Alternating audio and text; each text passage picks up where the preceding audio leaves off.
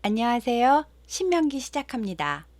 신명기는요, 40년 광야 생활이 다 끝나고 가나안에 들어가기 직전에, 그러니까 주전 1406년에, 다시 말하면 출애굽 40년 11월에 요단 동편 모압 평지에서 모세가 본인은 가나안에 들어갈 수가 없으니까 자기의 죽음을 앞두고 백성들에게 당부하는 마지막 설교의 내용입니다.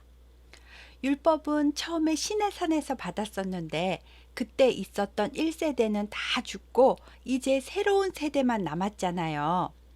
이 세대도 율법에 대해서 알고는 있겠지만 가나안에 들어가면 각자 지파별로 흩어져서 살 것이고 지금과는 다른 환경에서도 하나님 백성으로 자자손손 믿음의 대를 잘 이어가도록 하기 위해서 시내산에서 받은 중요한 율법들을 다시 한번 잘 풀어서 설명해 주고 가나안 땅에 들어가서 지켜야 할 규례들에 대해서 가르쳐 주는 책이 신명기입니다. 저는 처음에 신명기는 새로운 계명의 기록인 줄 알았었는데요.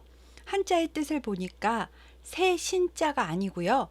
되풀이 신, 목숨명, 기록할 기자를 써서 다시 기록한 계명이라는 뜻이었습니다. 이 되풀이 신자는 신신당부하다 할 때 신자입니다. 십계명 할 때 명자하고 명령 할 때 명자도 모두 이 목숨 명자를 사용하는데요. 계명은 그냥 도덕이나 에티켓 정도가 아니고 목숨을 걸고 지켜야 하는 명령이라는 것을 다시 한번 깨닫게 됩니다. 히브리어로는 엘레하 데바림, 이것은 하나님의 말씀들이다 라는 뜻이고요. 헬라어로 번역한 70인역은 듀테로노미온, 제2의 율법이라는 뜻입니다. 영어로는 Deuteronomy, 즉 두 번째 율법이라는 뜻입니다. 많은 학자들이 신명기는 구약의 중심이다 라고 말할 만큼 신학적으로도 핵심이 되는 책이라고 합니다. 이미 레위기에서 율법을 주셨지만 가나안에 들어가서 이 율법들을 어떻게 지켜야 되는지 신명기는 설명을 해주는 책이다 라고 이해하시면 되겠습니다. 무엇보다도 신명기는 신약에서 가장 많이 인용되는 책으로 무려 80번이나 인용되었다고 합니다. 예수님께서 사탄의 시험을 모두 말씀으로 물리친 것을 아시지요? 그 세 번의 말씀도 모두 신명기에 나오는 말씀입니다. 또 마가복음 12장 30절에 예수님께서 말씀하신 모든 계명 중에 첫째 되는 가장 큰 계명으로 내 마음을 다하고 목숨을 다하고 뜻을 다하고 힘을 다하여 주 너의 하나님을 사랑하라 하신 말씀도 신명기 6장 4, 5절을 인용한 것입니다. 신약에서 이렇게 많이 인용되었다는 것은요, 그만큼 중요한 핵심 내용이라는 뜻이겠지요. 모세는 자기가 옆에 살아 있어도 백성들이 그렇게 불평도 많이 하고 원망하고 불순종했었는데 자기가 죽고 난 다음에는 이 어린 세대들이 어떻게 잘 헤쳐나갈 수 있을지 염려가 되었었나 봅니다. 그래서 처음 1장부터 11장까지는요. 그동안의 광야 생활에서 있었던 일들을 쭉 회고하면서 죽은 1세대와 같은 실수를 반복하지 말라고 당부를 하고 율법을 잘 준행해야 된다고 말해주는 내용입니다. 그리고 12장부터 26장까지는 핵심 율법에 대한 내용이고요. 27장부터 마지막 34장까지는 축복과 저주를 선포하고 후계자 여호수아를 격려해주고 지파별로 백성들을 다 축복해주고 느보산에 올라가서 모세가 죽는 것으로 신명기가 모두 끝나게 되는 겁니다. 그럼 1장부터 살펴보겠습니다. 서론으로 모세는 자기가 지금 요단 동편 모압 평지, 즉 트랜스 요르단 지역에 있다는 것을 말하면서 호렙산, 즉 시내산에서부터 세일산을 지나 가데스 바네아까지 10하루길밖에 안 되는 거리이고 넉넉 잡고 보름 정도면 가나안에 들어갈 수가 있었는데 우리는 지금 38년이나 걸렸다라는 것을 강조하면서 이야기를 시작합니다. 지금 모세는 120살이고 1세대 중에 살아있는 유일한 할아버지니까 가장 연장자잖아요. 물론 여호수아와 갈렙도 살아있지만 그들은 그 당시에 젊은이들이었을 거니까 모세의 아들뻘이었을 것 같습니다. 그럼 아들 손자 세대에게 말하는 모세의 신신당부 말씀을 이야기 형식으로 해보겠습니다. 얘들아, 우리가 호렙산에 있을 때에 하나님께서 행진하라고 하시면서 우리에게 가나안 땅뿐만 아니라 더 위쪽에 있는 레바논 땅이랑 큰 강 유브라데까지 다 우리에게 준다고 말씀하셨단다. 하나님께서 너희들을 생육하고 번성하게 하셔서 하늘의 별처럼 수가 많아졌고 나는 혼자 그 많은 사람들의 송사를 감당할 수가 없어서 각 지파에 지혜와 지식이 있는 인정받는 자들을 택하여 수령으로 삼았지.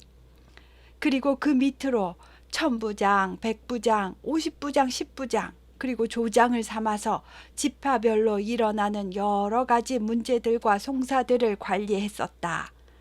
이제 그 당시 사람들은 다 죽고 나 혼자 남았구나.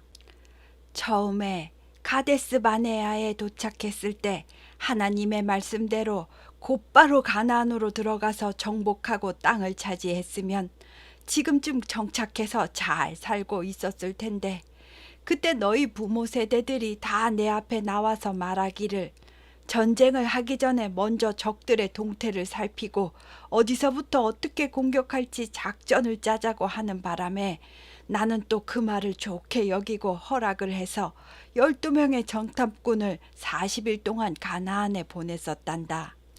그러나 그것은 나의 큰 실수였고 인간의 계획이었을 뿐 정탐꾼들이 돌아와서 전쟁에 유용한 정보를 제공하고 백성의 사기를 북돋아 주기는커녕 오히려 백성의 사기를 꺾고 하나님이 하라고 하신 일에 불순종하며 절대 승리할 수 없다고 반기를 들었던 거지.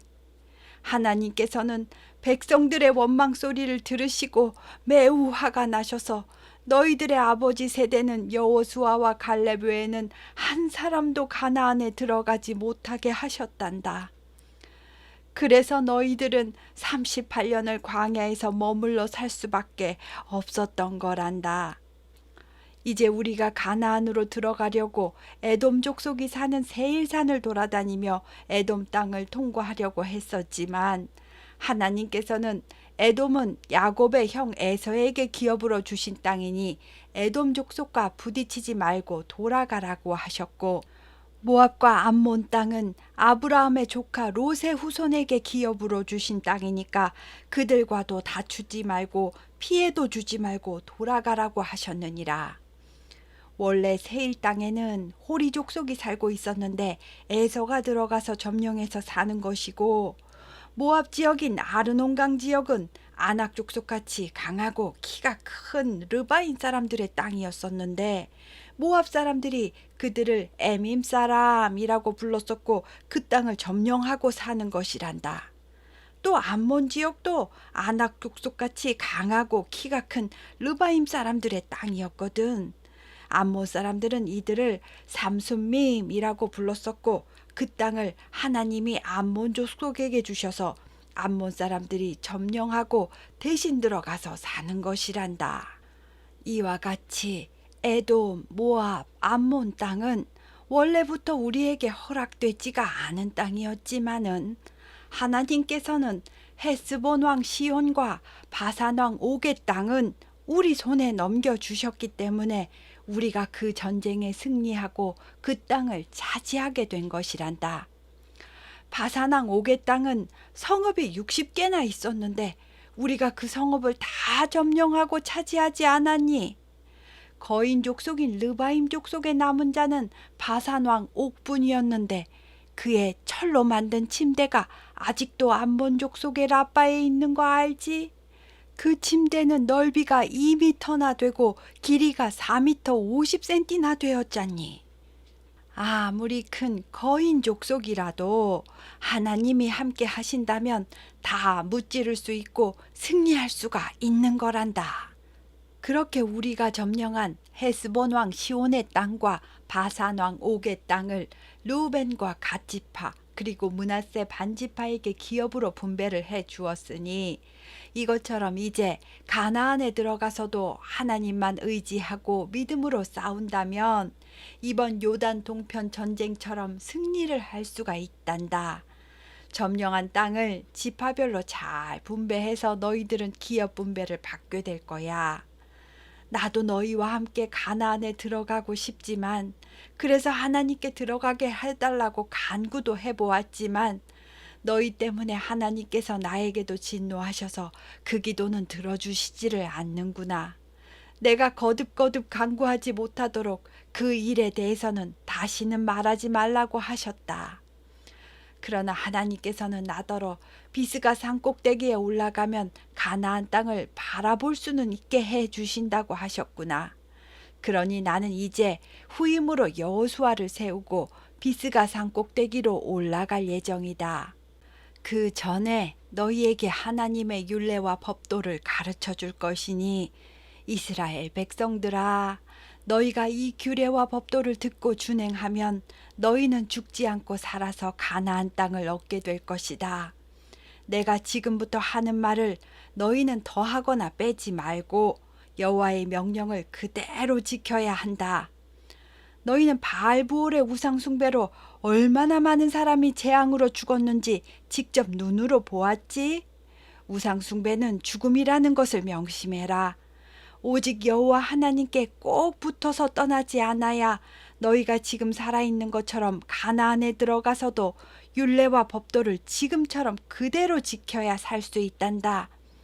그러면 주변의 여러 민족들이 과연 이 큰 나라 사람들은 지혜와 지식이 있는 백성이구나 하고 감탄하고 칭찬하게 될 것이다. 너희는 바알부올의 사건을 명심하고 우상 숭배에 현혹되지 않도록 스스로 삼가고 너희 마음을 힘써 지켜야 한다. 죽을 때까지 이것은 잊어버리지 말고 너희 자손에게도 대대로 알게 하여 조심시켜야 한다. 옛날에 시내산에서 처음 율법을 받을 때는 하나님께서 불길 가운데서 우레 같은 음성으로 십계명을 말씀해 주셨는데 너희는 소리는 들었어도 하나님의 형상은 보지 못했잖니? 이것처럼 하나님은 영이시기 때문에 어떤 짐승이든 피조물이든 해나 달이나 별이든 어떠한 형상도 만들어 놓고 하나님이라고 경배한다면 그것은 우상 숭배라는 것을 알아야 한다. 알겠니? 어떠한 형상도 조각하고 만들면 안 된다. 여호와 하나님은 소멸하는 불이시고 질투하시는 하나님이시니 너희가 이 말을 어기고 우상을 조각하여 만들면 가나안에 들어가서도 너희는 살지 못하고 전멸될 거니까 얘들아 명심하고 또 명심하거라. 얘들아 생각을 좀 해보거라. 세상 천지 어디에 불 가운데 말씀하시는 하나님의 음성을 듣고 생존한 민족이 있더냐? 세상 어떤 신이 자기 백성을 위해서 친히 시험과 이적과 기사를 행하고 전쟁에 직접 개입해서 승리로 이끄는 신이 있더냐? 우리 하나님은 상천하지에 둘도 없는 유일하신 하나님이시니 이것을 너희들에게 나타내심은 여호와는 하나님이시요 그 외에는 다른 신이 없음을 너희들에게 알게 하려고 하심이란다. 그러니 이것을 명심하고 하나님의 규례와 명령을 잘 지킨다면 앞으로 자자손손 복을 받고 가나안 땅에서 평안하게 살게 될 것이다. 모세는 이 이야기를 마치고 요단 동편 점령한 땅에 도피성 3개를 구별해서 정해줍니다. 광야 평원에 있는 베셀이라는 성읍은 르우벤 지파를 위한 도피성이고요. 길르앗 라못은 갓 지파를 위해서, 바산 골라는 므낫세 지파를 위해서 도피성을 정했습니다. 도피성은 부지 중에 살인한 자가 피해서 재판을 받을 수 있도록 해주고 보복법으로부터 생명을 보존해 주기 위한 성읍입니다. 그 다음 5장에서는 10계명에 관한 이야기를 이어갑니다. 이스라엘 백성들아, 예전에 우리가 호렙산 즉 시내산에 있을 때에 하나님께서 우리와 언약을 세운 것을 알고 있지. 물론 그때는 너희 부모 세대가 함께 했었지만 이스라엘 백성들이 하나님 나라 백성이 된 그 언약은 이스라엘 백성 전체와 맺은 언약이니까 오늘 여기 살아있는 우리와 세우신 언약이란다. 그때 당시에는 하나님이 직접 시내산에 불 가운데 임하셨고 직접 말씀을 음성으로 들려주셨었는데 너희 조상들이 불을 두려워하고 산에 오르지 못해서 내가 하나님과 너희의 중간에 서서 여호와의 말씀을 받아 너희에게 전하는 역할을 했었단다. 특히 하나님께서 10가지 중요한 기본 계명을 주셨는데 그것이 바로 돌판에 새긴 십계명이다. 하고 십계명의 내용을 설명하는데요. 내용을 다시 한번 살펴보겠습니다. 첫째, 하나님 외에는 다른 신을 내게 두지 말아라 입니다. 마음속에 하나님 외에 돈과 명예를 두게 되면 두 마음을 품은 것이 되기 때문에 그것이 우상이 됩니다. 둘째, 자기 자신을 위해서 우상을 새겨 만들거나 세상에 존재하는 어떤 것의 형상도 만들면 안 됩니다. 만일 우상을 새겨 만들고 그것에 절을 하면 질투하시는 하나님께서 그 죄를 3, 4대까지 묻겠다고 하셨습니다. 이것은 아버지의 죄가 아들에게 전가된다는 뜻이 아니고요. 예를 들어 아버지가 파산을 하거나 죄를 지어 감옥에 가거나 노름으로 가산을 다 탕진하거나 보증으로 집안 전 재산을 다 날리게 되면 함께 사는 가족들이 그 여파로 극심한 어려움을 겪게 되는 것처럼 우상 숭배를 하게 되면 하나님께 벌을 받고 그 집안 자손들까지 함께 어려움을 겪게 된다는 뜻으로 이해됩니다. 고라의 반역 사건 때도 아버지들은 땅속에 빠져 죽는 벌을 받았지만 아들들은 반역에 가담하지 않았기 때문에 죽지 않았고요. 나중에 기업을 분배받았으니까요. 죄는 대물림되지 않습니다. 하지만 함께 사는 가족은 어떤 형식으로든 영향을 받게 되는 거니까요. 우리도 집안에서 특히 자녀 앞에서 신앙의 본이 되는 삶을 살아야겠습니다. 바로 그 다음 절에 나를 사랑하고 내 계명을 지키는 자에게는 천대까지 은혜를 베푸느니라 하신 것을 보면 그런 상황에 있는 자녀라도 하나님 말씀에 순종하는 삶을 살면 복을 천대까지라도 주겠다고 하십니다. 그러니까 하나님께서는 언제나 우리에게 복을 주시길 원하고 계신다는 것을 알 수 있습니다. 셋째 계명은 내 하나님 여호와의 이름을 망령되이 일컫지 말라입니다. 이것은 하나님의 이름으로 누구를 저주하거나 거짓 맹세를 하는 등 하나님께 대한 거룩과 경외심이 없이 자기 맘대로 하나님의 이름을 가져다 쓰는 것을 말합니다. 하나님의 이름을 함부로 남용하는 것은 하나님을 가볍게 여긴다는 뜻이 되니까 조심해야 됩니다. 너 이제 큰일 났다. 하나님이 이제 너 가만 안 놔둔다. 이런 말 쓰신 적이 있으신가요? 누가 사고 나거나 병이 들었을 때 하나님한테 벌 받아서 그런 거라고 내가 그럴 줄 알았다고 함부로 말씀하신 적은 없으신가요?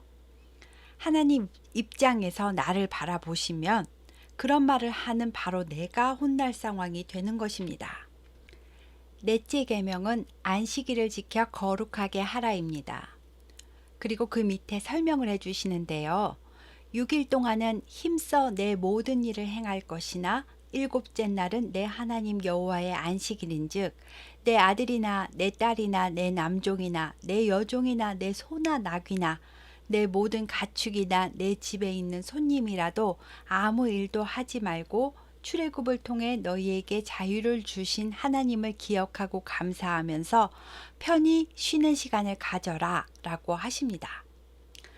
안식일은 하나님께서 천지 창조하시고 일곱째 날에 쉬셨기 때문에 처음 생긴 쉼의 날이잖아요.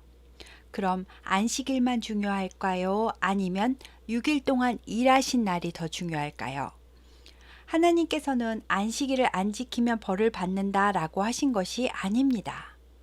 안식일 날 종이나 가축까지 다 쉬게 해주시고 하나님께 감사하는 시간을 가지길 원하신다는 겁니다. 쉬는 날은 다 쉬어야지 종은 일을 시키고 자기만 쉬는 것이 아닙니다.